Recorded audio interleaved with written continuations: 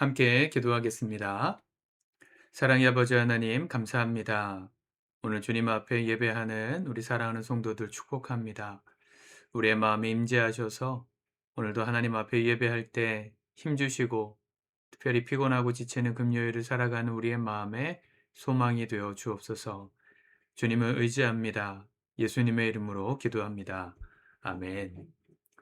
찬송가 336장 찬양하시겠습니다.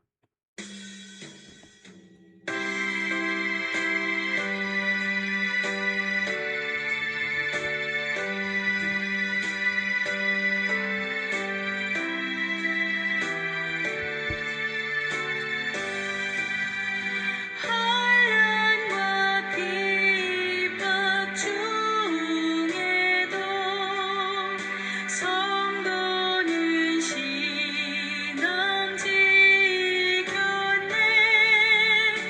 이 신앙 생각할 때에 기쁨이 충만하도다.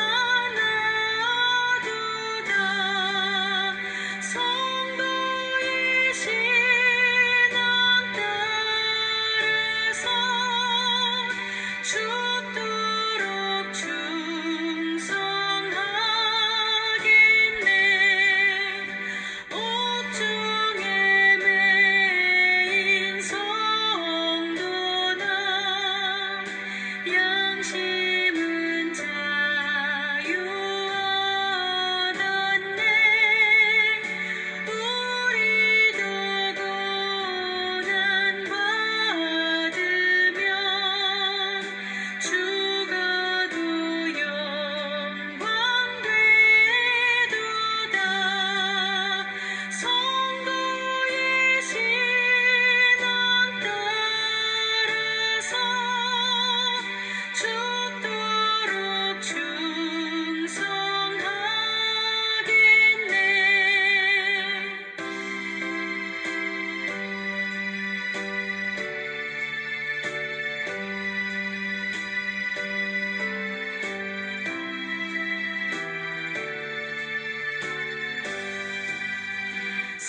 성도의 신앙 본받아 원수도 사랑하겠네.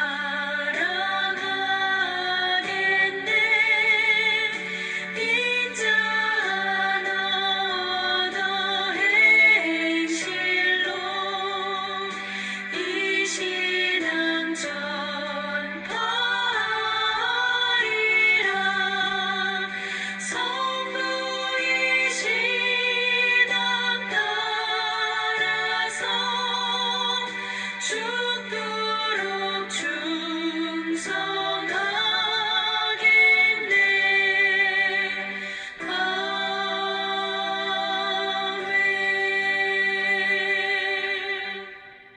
아멘. 아멘. 오늘 하나님의 말씀은 역대하 32장 1절에서 23절까지의 말씀입니다. 같이 먼저 읽고 묵상하도록 하겠습니다. 32장. 이 모든 충성된 일을 한 후에 아수르 왕 사네립이 유다에 들어와서 견고한 성읍들을 향하여 진을 치고 쳐서 점령하고자 한지라. 히스기야가 사네립이 예루살렘을 치러 온 것을 보고 그의 방백들과 용사들과 더불어 의논하고 성 밖의 모든 물 근원을 막고자 하매 그들이 돕더라. 이에 백성이 많이 모여 모든 물 근원과 땅으로 흘러가는 시내를 막고 이르되 어찌 아수르 왕들이 와서 많은 물을 얻게 하리요? 하고 히스기야가 힘을 내어 무너진 모든 성벽을 보수하되 망대까지 높이 쌓고 또 외성을 쌓고 다윗성의 밀로를 견고하게 하고 무기와 방패를 많이 만들고 군대 지휘관들을 세워 백성을 거느리게 하고 성문 광장에서 자기 앞에 무리를 모으고 말로 위로하여 이르되 너희는 마음을 강하게 하며 담대히 하고 아수르 왕과 그를 따르는 온 무리로 말미암아 두려워하지 말며 놀라지 말라. 우리와 함께하시는 이가 그와 함께하는 자보다 크니 그와 함께하는 자는 육신의 팔이요 우리와 함께하시는 이는 우리의 하나님 여호와시라. 반드시 우리를 도우시고 우리를 대신하여 싸우시리라. 하매 백성이 유다왕 히스기야의 말로 말미암아 안심하니라. 그 후에 아수르 왕 사네립이 그의 온 군대를 거느리고 라기스를 치며 그의 신하들을 예루살렘에 보내어 유다 왕 히스기야와 예루살렘에 있는 유다 무리에게 말하여 이르기를 아수르 왕 사네립은 이같이 말하노라. 너희가 예루살렘에 에워싸여 있으면서 무엇을 의뢰하느냐? 히스기야가 너희를 꾀어 이르기를 우리 하나님 여호와께서 우리를 아수르 왕의 손에서 건져내시리라 하거니와 이 어찌 너희를 주림과 목마름으로 죽게 함이 아니냐? 이 히스기야가 여호와의 산당들과 제단들을 제거하여 버리고 유다와 예루살렘에 명령하여 이르기를 너희는 다만 한 제단 앞에서 예배하고 그 위에 분향하라 하지 아니하였느냐? 나와 내 조상들이 이방 모든 백성들에게 행한 것을 너희가 알지 못하느냐? 모든 나라의 신들이 능히 그들의 땅을 내 손에서 건져낼 수 있었느냐? 내 조상들이 진멸한 모든 나라의 그 모든 신들 중에 누가 능히 그의 백성을 내 손에서 건져내었기에 너희 하나님이 능히 너희를 내 손에서 건지겠느냐? 그런즉 이와 같이 너희는 히스기야에게 속지 말라. 꾀임을 받지 말라. 그를 믿지도 말라. 어떤 백성이나 어떤 나라의 신도 능히 자기의 백성을 나의 손과 나의 조상들의 손에서 건져내지 못하였나니 하물며 너희 하나님이 너희를 내 손에서 건져내겠느냐? 하였더라. 사네립의 신하들도 더욱 여호와 하나님과 그의 종 히스기야를 비방하였으며 사네립이 또 편지를 써보내어 이스라엘 하나님 여호와를 욕하고 비방하여 이르기를 모든 나라의 신들이 그들의 백성을 내 손에서 구원하여 내지 못한 것 같이 히스기야의 신들도 그의 백성을 내 손에서 구원하여 내지 못하리라. 하고 사네립의 신하가 유다 방언으로 크게 소리질러 예루살렘 성 위에 있는 백성을 놀라게 하고 괴롭게 하여 그 성을 점령하려 하였는데 그들이 예루살렘의 하나님을 비방하기를 사람의 손으로 지은 세상 사람의 신들을 비방하듯 하였더라. 이러므로 히스기야 왕이 아모스의 아들 선지자 이사야와 더불어 하늘을 향하여 부르짖어 기도하였더니 여호와께서 한 천사를 보내어 아수르 왕의 진영에서 모든 큰 용사와 대장과 지휘관들을 멸하신지라. 아수르 왕이 낯이 뜨거워 그의 고국으로 돌아갔더니 그의 시내전에 들어갔을 때에 그의 몸에서 난 자들이 거기서 칼로 죽였더라. 이와 같이 여호와께서 히스기야와 예루살렘 주민을 아수르 왕 사네립의 손과 모든 적국의 손에서 구원하여 내사 사면으로 보호하심에 여러 사람이 예물을 가지고 예루살렘에 와서 여호와께 드리고 또 보물을 유다 왕 히스기야에게 드린지라. 이후부터 히스기야가 모든 나라의 눈에 존귀하게 되었더라. 아멘. 히스기야 시대 때 있었던 전쟁의 이야기입니다. 아수르의 왕 사네립이 이 유다까지 쳐들어온 것입니다. 열왕기 하에 보면 이 말씀이 더 구체적으로 나오는데 오늘 사네립 왕, 사네립, 아수르의 왕 사네립의 말을 전하는 사람 랍사게라는 사신이 와가지고 이스라엘 백성들에게 회유하는 장면입니다. 하나님께서 너희를 건지실 수 있겠느냐? 우리 아수르가 무찌르지 못한 민족이 없고 나라가 없고 신이 없는데 그 어느 신이 너희를 지켜줄 수 있겠느냐? 이러면서 오히려 히스기야와 하나님을 비방하죠. 전쟁이 일어나니까 히스기야가 제일 먼저 했었던 게 뭐냐면 3절에 그의 방백들과 용사들과 더불어 의논하고 성 밖의 모든 물 근원을 막고자 하매 그들이 돕더라. 물을 끊었습니다. 이 전쟁은 사실은 제일 중요한 게 보급이라 그러잖아요. 군대의 강성함도 중요하지만 사람이 하는 일이니까 먹고 해야죠. 자고 해야죠. 먹고 자는 일을 책임지는 게 보급인데 보급을 끊으면 음식이든 또 물이든 어떤 병참이든 이런 것들을 끊으면 전쟁에서 이기기가 어렵습니다. 그런데 지금 히스기야가 예루살렘 성 안에 스스로 고립된 겁니다. 왜냐하면 그 당시 성벽으로 들어가는 가장 지름길 중에 한 가지가 이 수로 물의 길을 따라가는 거였거든요. 예루살렘 성이 그 지형에 비해서는 좀 높은 고산지대에 있습니다. 우리 대한민국의 산의 기준으로 보면 되게 그 산이라고 말할 수 없는 낮은 언덕인데 이스라엘 워낙 평탄한 지역이고 특히나 사해 쪽에 가면 이 해수면의 이 해발 이 고도차가 마이너스에 가까운 지형이기 때문에 상대적으로 예루살렘은 700m나 되는 곳이기 때문에 대단히 높은 편입니다. 그러니까 이 절벽, 요새를 점령하는 게 어려웠죠. 다윗 시대 때 여부스 족속이 여기를 차지하고 있었는데 1000년이나 여기를 차지하고 있을 만큼 다윗이 쳐들어왔을 때도 콧방귀도 뀌지 않을 만큼 천혜의 요새가 예루살렘입니다. 그런데 그 요새를 점령하는데 제일 좋은 지름길이 물길이었기 때문에 전략적으로 물길을 막은 거예요. 그러니까 성 안에 고립된 백성들 안에는 두려움이 있었겠죠. 그런데 히스기야가 그들의 마음에 두려움을 물리칩니다. 6절에 보면 군대 지휘관들을 세워 백성을 거느리게 하고 성문 광장에서 자기 앞에 무리를 모으고 말로 위로하여 이르되 너희는 마음을 강하게 하며 담대히 하고 아수르 왕과 그를 따르는 온 무리로 말미암아 두려워하지 말며 놀라지 말라. 우리와 함께하는 이는 이가 그와 함께하는 자보다 크니 그랬습니다. 안심시켰어요. 우리와 함께하시는 이는 하나님이시죠. 그들과 함께하는 이는 사람입니다. 여기 8절에는 그와 함께하는 자가 육신의 팔이라고 했어요. 육신의 팔은 세번역 성경으로 보면 군대라고 되어 있습니다. 막강한 군대, 또 무기 이런 걸 가지고 쳐들어왔지만 우리와 함께 하시는 이는 누굽니까? 8절에 우리의 하나님 여호와시라. 반드시 우리를 도우시고 우리를 대신하여 싸우시리라 하매 백성이 유다 왕 히스기야의 말로 말미암아 안심하니라. 마음의 안심이 찾아왔습니다. 우리가 예배드릴 때 그런 은혜를 누리잖아요. 마음에 요동하게 만드는 근심 걱정거리가 있다가도 말씀을 들으면서 성경을 통해서 주시는 위로를 경험하면 안심이 되거든요. 그래서 교회 와서 예배드릴 때는 뭔가 내 마음에 평안이 임해요. 아, 그래. 어려운 일이 있지만 이길 수 있겠다. 희망도 생깁니다. 그런데 교회를 딱 벗어나는 순간 무슨 소리가 들려옵니까? 말씀이 들려오는 게 아니라 이 사내립 왕의 목소리가 들려오는 거죠. 세상의 소리. 세상의 논리로 똘똘 무장한 사람들의 소리가 들려오는 겁니다. 9절에 보면 아, 아수르 왕 사네립이 온 군대를 거느리고 라기스를 치매.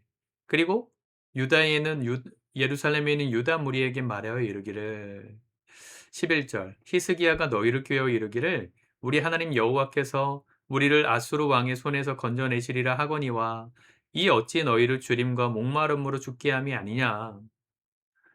지금 물길을 끊었지 않느냐? 스스로 고립되어 있지 않았느냐? 히스기야가 너희를 위해서 그렇게 하는 것 같으냐? 아니다. 정신 차려라. 막 회유하는 거예요.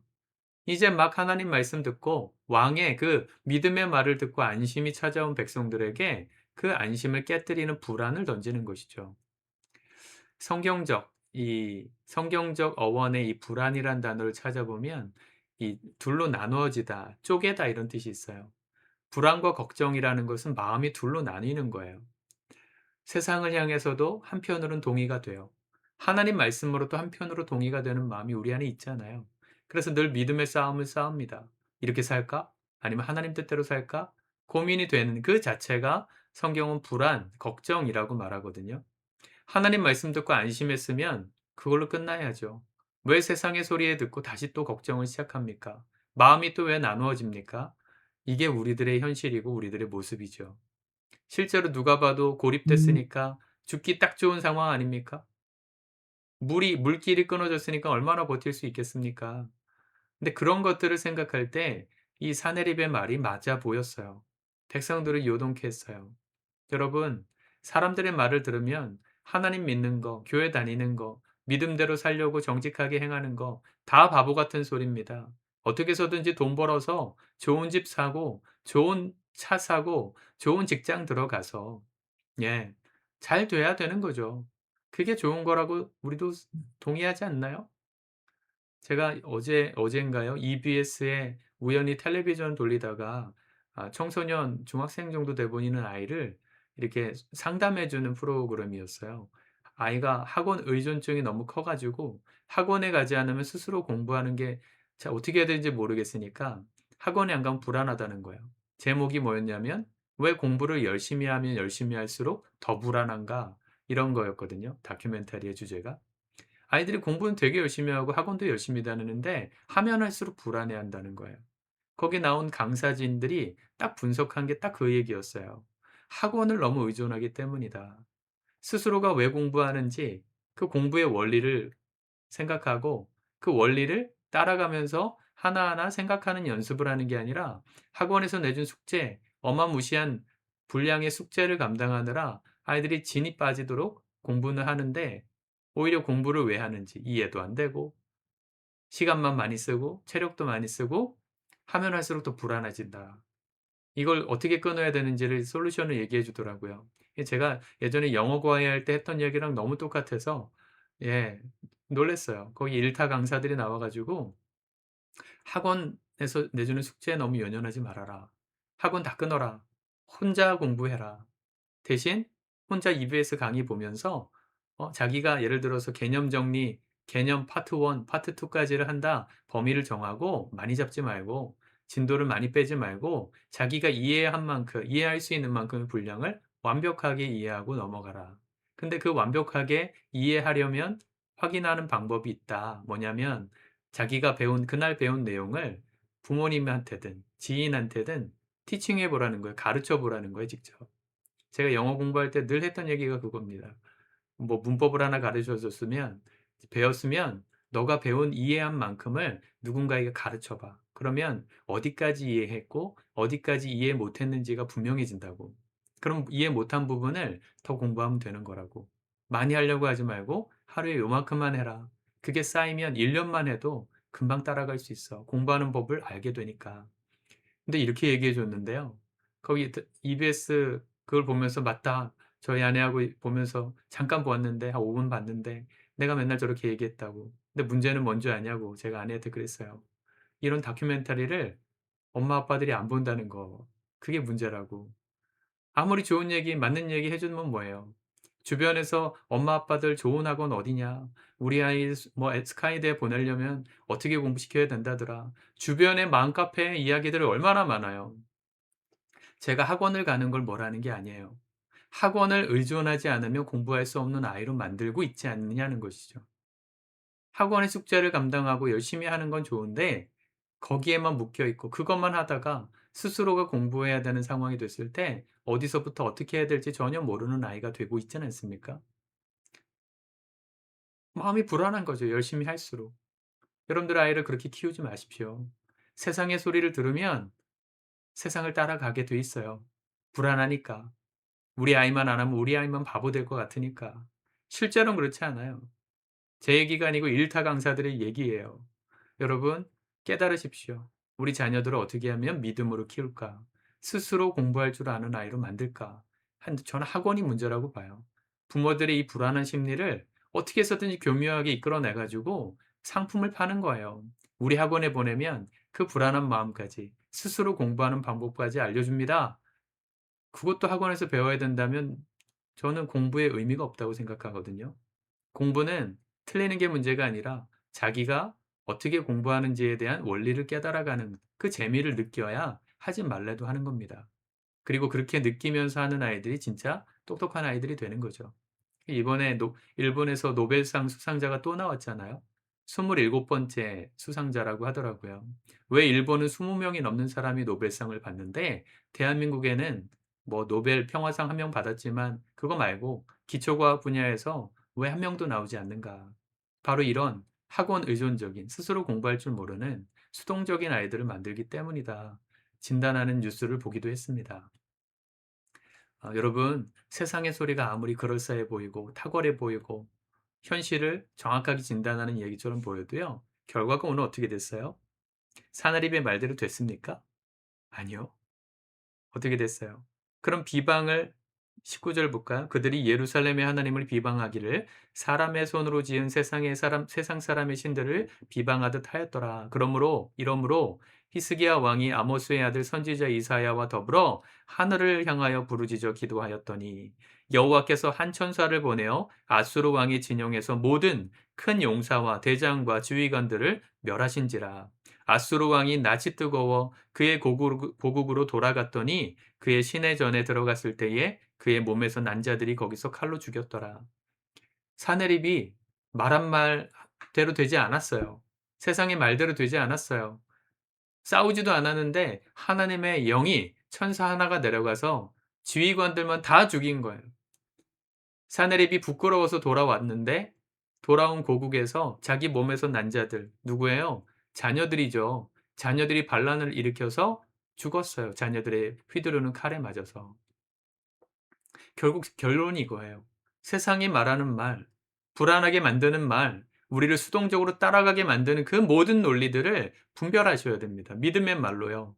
하나님 뜻대로 사는 게 결코 우습지 않고 초라하지 않습니다. 하나님이 우리와 함께 하시면 어떤 일이든 이길 수 있고요. 승리할 수 있어요. 주님 기뻐하시는 방식을 따라 삽시다. 하나님이 우리와 함께 하시는 창조주 하나님 우리와 함께 하시면 누가 우리를 대적하겠습니까? 세상이 함께하는 군대의 힘이 세상이 가진 논리와 돈의 힘이 커 보여도요. 우리와 함께 하시는 하나님이 훨씬 더 크신 분임을 믿으시길 축복합니다. 저는 세상에서 살아가는 우리 그리스도인들이 이 믿음과 배짱으로 살아야 한다고 믿어요. 우리의 마음을 갈라지게 하고 불안하게 만드는 여러 가지 세상의 소리들을 차단하십시오. 끊어내십시오. 휘둘리지 마십시오. 여러분들의 자녀를 세상의 사람으로 키우지 마십시오. 세상의 교육 방식은 그거 그대로 따라가면 100% 불신자가 되게 돼 있어요. 하나님을 부정하는 비신자가 되게 돼 있어요. 정말 그래요. 여러분 세상의 논리를 따라가지 마시고 자녀들을 노벨상 받을 수 있는 아이들을 창의적인 아이들로 키우십시오. 지혜를 구하세요. 오늘 히스기야가 그냥 말로만 그렇게 했나요? 이사야와 더불어 기도했어요. 기도가 필요한 이유입니다. 기도하지 않으면 우리의 삶에 기적이 일어나지 않아요. 마음이 흔들리고 불안하고 갈라지니까 세상을 따라가는 소리, 그 실천이 멈춰지지 않으니까 어떻게 하나님의 역사가 일어납니까? 기적이 어떻게 일어납니까? 기도하는 사람만이 말씀대로 삽니다. 기도하는 자리로 나아오십시오. 오늘도 기도가 있습니다. 기도회가 있어요. 기도의 시간을 빠뜨리지 마세요. 제가 강조 안 하면 나가도 되고 안 나가도 되고의 자리가 그렇게 생각하시면 안 돼요. 제가 여러분들을 무슨 수로 강제합니까? 근데 여러분 돈 내고라도 학원 보내시잖아요. 좋은 거라고 생각하면 시간을 쪼개고 거리가 얼마나 멀든 다 보내시잖아요. 그 정도의 열심을 세상에 쏟을 수 있다면 하나님 앞에는 왜 안 됩니까? 왜 우리의 시간을 헌신할 수 없습니까? 왜 우리의 노력을 기도의 자리에 쏟을 수 없습니까? 우리와 함께 하시는 하나님이 세상보다 작아 보이기 때문은 아닌가요? 오늘 우리의 마음을 점검하고 다시 한번 기도하며 주 뜻대로 살리라.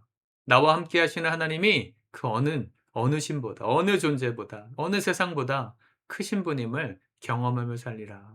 우리 안에 믿음의 도전이 일어나기를 축복합니다. 오늘 하루도 승리하시고 기도하는 저녁 시간 되실 수 있기를 축복합니다. 함께 기도합시다. 주님 감사합니다. 우리에게 말씀으로 도전하신 하나님, 세상의 소리가 여전히 우리에게 마음을 갈라지게 하고 불안하게 하고 두렵게 하지만 우리가 하나님의 말씀을 붙들고 하나님을 향한 신뢰의 마음과 믿음을 더 크게 하여서 세상보다 우리 하나님 더 크심을 온전하게 믿음으로 어떤 소리 앞에서도 흔들리지 않고 믿음의 길 걷는 하나님의 사람들 다 되게 도와주옵소서. 기도하게 하시고 기도의 동역자들과 함께 엎드려 하늘의 하나님께 은혜를 구하고 지혜를 구하고 이 험난한 세상, 우리의 마음을 불안하게 만드는 세상의 논리를 이기며 나아가는 우리 참된 그리스도인들로 살아갈 수 있게 도와달라고 오늘도 간절히 부르짖는 저녁 기도의 시간 되도록 도와주옵소서. 예수님의 이름으로 기도드립니다. 아멘.